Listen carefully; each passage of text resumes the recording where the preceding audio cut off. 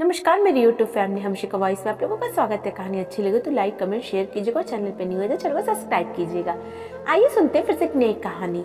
तुम्हें तो मेरे माता पिता की सेवा के लिए लाया गया है, उससे ज्यादा तुम्हारा मेरा कोई रिश्ता नहीं है। सुदेश के ये शब्द अभी भी मालिनी के कानों में गूंज रहे थे। ऐसा लग रहा था कि शब्द उसके खिलाफ साजिश कर रहे हैं, बार बार उसके दिमाग में घूम घूम कर उसे हथौड़े मार रहे हों। सर दर्द से फटा जा रहा था और आंखें रो रो कर लाल हो चुकी थी, पर उसकी पड़ी किसे थी। सब अपने अपने काम में व्यस्त थे। जेठ जेठानी ननद नंदोई सब अपने अपने घर जाने की तैयारी कर रहे थे। पति अमित अभी थोड़ी देर पहले ही यहाँ से खाना हुए हैं। इतने में ननद सुनीता कमरे में आई और उससे बोली, भाभी कब तक यूँ आंसू बहाती रहोगी। भाई तो सीधा साधा जवाब दे गया कि वो तुम्हें माँ बाप की सेवा के लिए लाया है, तो अपना फर्ज निभाओ।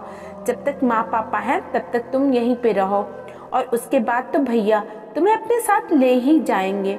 इतने में जेठानी मेघा भी कमरे में आ गई और आते से ही बोले, अरे हम लोग जा रहे हैं, कम से कम मुस्कुराते हुए चेहरे से विदा कर दो। क्यों बेवजह मनहूसियत फैला रही हो।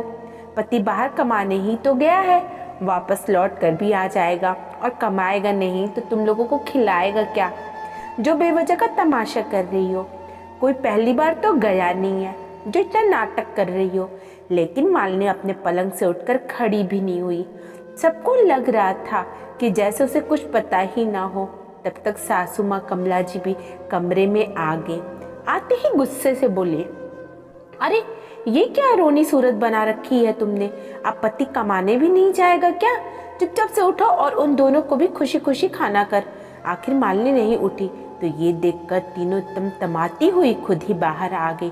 ननद और जेठानी तो अपना अपना सामान उठाकर अपने अपने पति की गाड़ियों में जाकर बैठ गई। थोड़ी देर बाद दोनों कारों को वहां से खाना होने की आवाज आई। उधर कमला जी भी दरवाजा बंद करके कमरे में आई और मालिनी को डांटने लगी। ये क्या नाटक लगा रखा है बहू। घर में बच्चे आए थे, तुमने उनसे ठीक से बात नहीं की और अजीब जिद लेकर के बैठी हुई हो कि पति के साथ जाना है। अरे पूरी जिंदगी उसी के साथ ही तो रहना है तुझे। कुछ दिन हमारी सेवा कर लोगी तो कुछ बिगड़ नहीं जाएगा तेरा। अब चुपचाप उठ और रसोई की सफाई कर दे। पूरी रसोई बिखरी पड़ी है। आजकल की बहुओं को तो सास ससुर की सेवा करते ही रोना आता है। ना खुद सेवा करती है, ना अपने पति को ही करने देती है। मुंह उठा करके कह देती हैं कि पति के साथ रहना है, जैसे पति के अलावा कोई है ही नहीं। परिवार तो जाए भाड़ में इनकी बला से। कहते कहते कमला जी भी कमर के बाहर निकल गई और मालिनी वहीं पलंग पर बैठी बैठी कमला जी की बड़बड़ाहट आंसुओं के साथ सुनती रही। 1 साल हो चुका था उसकी शादी को। घर के सबसे छोटे बेटे अमित की पत्नी बनकर वो इस घर में आई थी। ये शादी अमित के पिता भवानी प्रसाद जी ने कराई थी। अच्छा खासा रुतबा था उनका, पैसों से नहीं बल्कि नाम से। पैसा इतना ही था कि उन्हें उच्च मध्यम वर्गीय कह सकते थे। उन्होंने अपनी ईमानदारी से जिंदगी में नाम तो बहुत कमाया, और उनके बच्चों को उनकी कद्र कभी नहीं थी। कभी उनके मान सम्मान का उन्होंने कभी भी ध्यान नहीं रखा। बच्चे तो ऐसे ही थे। बड़ी बहू मेघा भी ऐसी ही थी, पर वो तो अपने पति के साथ दूसरे शहर में रहती थी। ऊपर से पत्नी कमला जी को किसी की कोई इज्जत नहीं करती थी। जो मुंह में आता वो बोल देती। मालिनी भवानी प्रसाद जी के दोस्त की बेटी थी। वो मध्यम वर्ग की परिवार से थी। बिन माँ की बेटी होने के बावजूद भी उसमें संस्कार पूरे थे।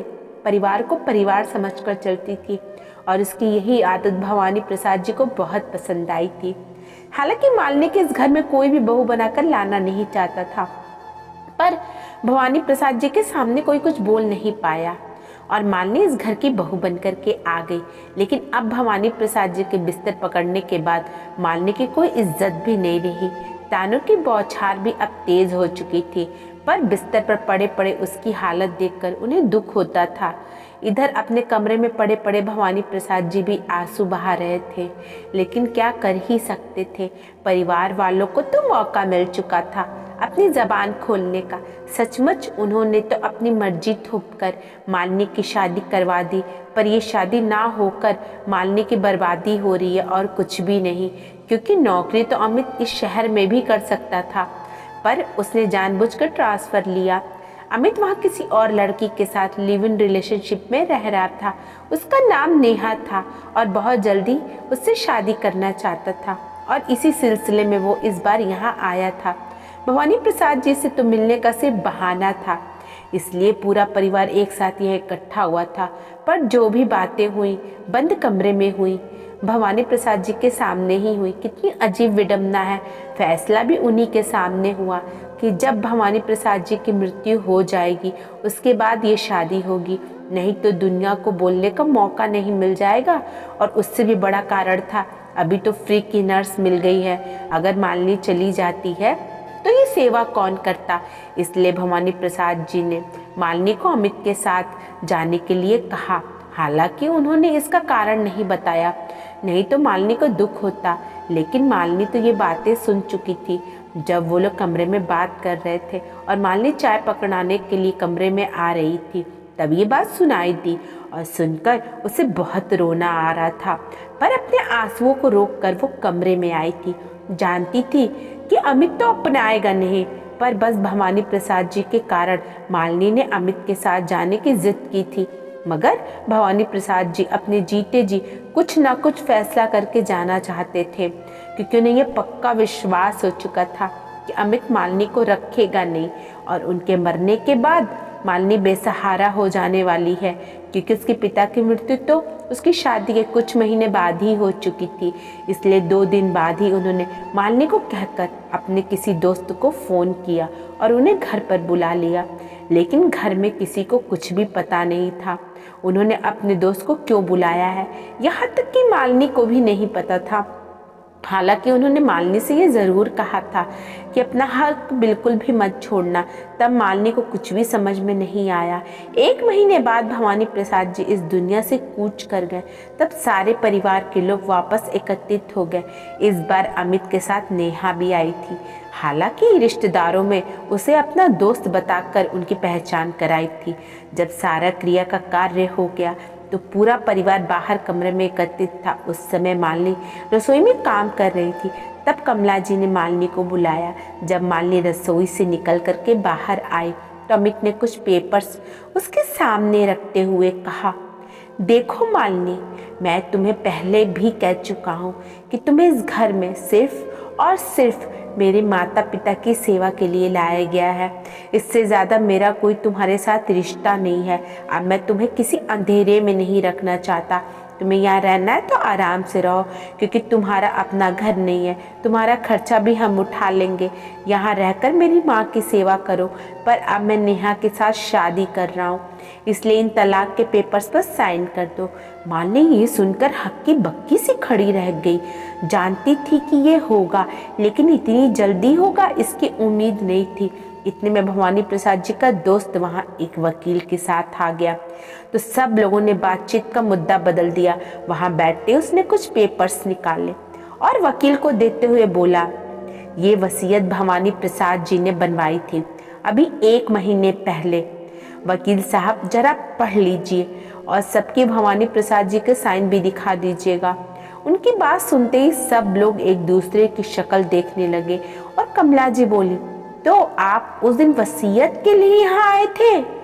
जी भाभी जी, पर आपने तो मुझे बताया नहीं। कैसे पता चलता आपको भाभी जी? आप भाई साहब के बिस्तर पकड़ने के बाद बैठी ही कब उनके पास? मालिनी के अलावा तो कोई उनसे बात करने उनके पास तक नहीं आता था। उनकी बातें सुनकर कमला जी ने मुंह बिगाड़ लिया। ठीक है, पढ़ो, वैसे भी जानती हूँ प्रॉपर्टी तो हम लोगों में ही बंटनी है। वकील साहब ने वसीयत खोला तो सब लोग सांसें थामे उसे सुनने को तैयार हो गए। आखिर सब जानना चाहते थे कि उनके हिस्से में कितना क्या आया। तभी वकील साहब ने पढ़ना शुरू किया। मैं भवानी प्रसाद अपने पूरे होशो हवास में ये वसीयत तैयार करवा रहा हूँ।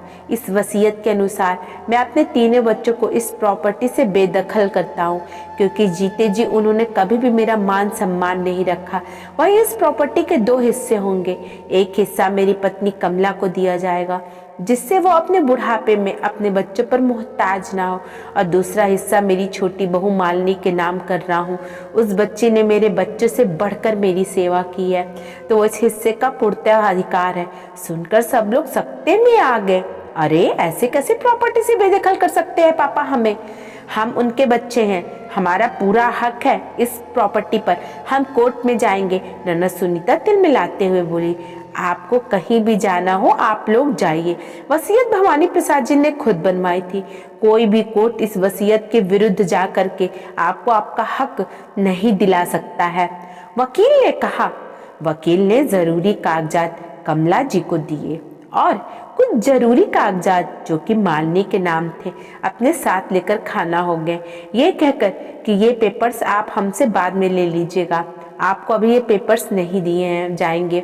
भवानी प्रसाद जी का हमसे यही अनुरोध है कि उनके जाते ही घर में हंगामा शुरू हो गया। देखा, सेवा के बहाने प्रॉपर्टी अपने नाम करवा ली इसने।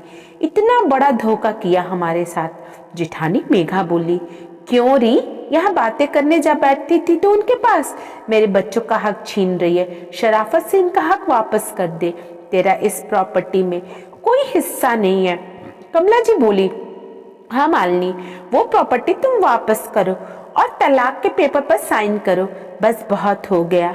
हम मानते हैं कि तुम्हारे पास कुछ भी नहीं है, इसलिए ऑफर कर रहा हूँ कि यहाँ रहकर माँ की सेवा कर लेना, हम तुम्हारा खर्चा उठा लेंगे। अमित ने बड़ी बेशर्मी से कहा। उनकी बात सुनकर मालिनी को गुस्सा आ गया। मैंने तुमसे शादी की थी, तुम्हारी माँ को गोद नहीं लिया था। जो तुम ये बात कर रहे हो और किस हक से कह रहे हो कि मेरे पास अब कुछ नहीं है? मेरे पास इस प्रॉपर्टी का आधा हिस्सा मौजूद है। पापा जी ने कहा भी था ना कि अपना हक बिल्कुल मत छोड़ना, तो उसे मैं बिल्कुल नहीं छोड़ूंगी। मैं अपना भला बुरा खुद देख लूंगी। अच्छा, तो तू यहाँ से मेरे बच्चे का हक लेकर के जाना चाहती है? ऐसा तो मैं होने नहीं दूंगी। कमला जी बीच में ही बोली, क्यों माँ जी, बिन सेवा के मेवा चाहिए आपके बच्चों को? कभी अपने पिता का मान सम्मान तो किया नहीं इन लोगों ने? उन्हीं के सामने बैठकर उनकी ही मौत की बातें कर रहे थे। आपको क्या लगता है उस दिन आप लोगों ने वो बंद कमरे में उनके सामने जो बातें की वो मुझे सुनाई नहीं दे रहा था? वकील साहब कह चुके थे कि आपको जिस कोर्ट में जाना है आप वहां जाइए। और रही बात मेरी, तो फिलहाल मैं यहाँ से जा रही हूँ। और रही बात तलाक की, तो जब तक आधी प्रॉपर्टी मेरे नाम नहीं हो जाएगी तब तक मैं तलाक नहीं दूंगी। कहकर मालिनी उस घर से निकल गई। उसके इस रवैये से सब लोग हैरान रह गए। कहाँ तो सब उसे सीधी सादी गाय समझ रहे थे और कहाँ तो वो इतनी तेज तर्रार निकली। वहां से निकलकर मालिनी सीधे भवानी प्रसाद जी के दोस्त के यहाँ गई। कुछ दिनों बाद जब प्रॉपर्टी का आधा हिस्सा उससे मिल गया, उसके बाद ही उसने तलाक के पेपर पर साइन किया। एक छोटा सा फ्लैट खरीदकर उसी में रहने लगी और साथ ही अब जॉब करने लगी थी और आत्मनिर्भर हो चुकी थी। लेकिन यहाँ कमला जी बिल्कुल अकेली रह गई, क्योंकि कोई भी बेटा उनकी जिम्मेदारी लेने को तैयार नहीं था। दोस्तों, आपको कहानी कैसी लगी? अगर कहानी अच्छी लगे तो लाइक कीजिएगा, कमेंट कीजिएगा और हमारी कहानी को शेयर कीजिएगा। और चैनल पर अगर न्यू है तो हमारे चैनल को सब्सक्राइब कीजिएगा। राधे कृष्णा।